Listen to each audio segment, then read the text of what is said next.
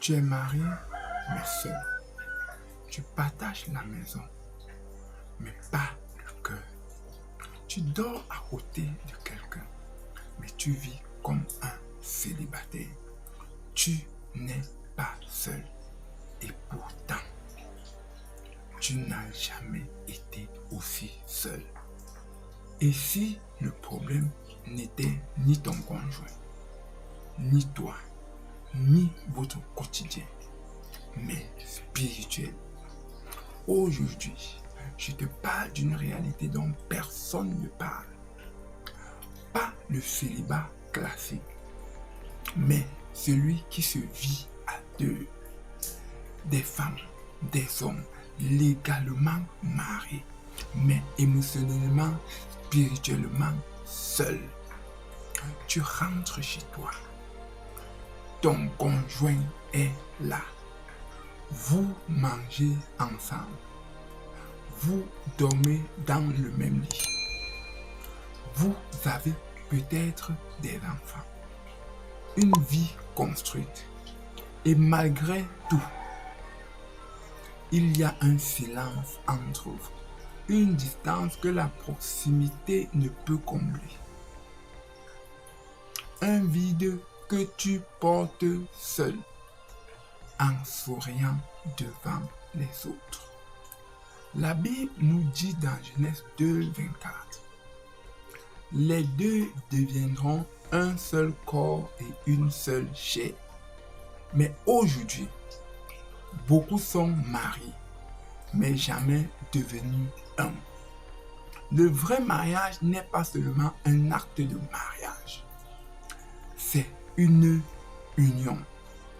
Et quand l'union n'est pas là, même dans le mariage, tu peux vivre comme un célibataire.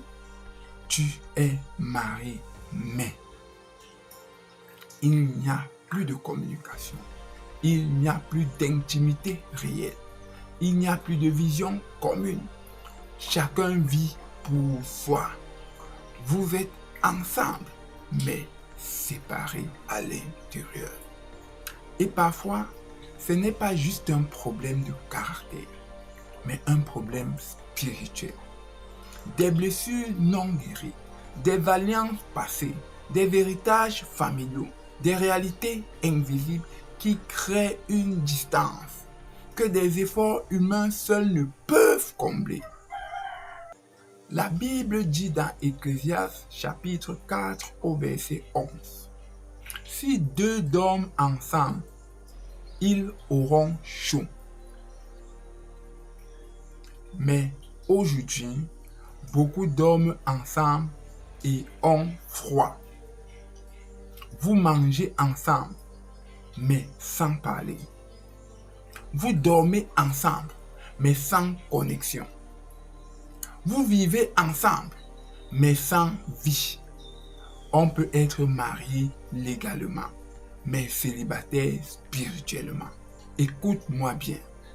Ce que tu vis n'est pas une fatalité. Ce n'est pas forcément la fin de ton mariage.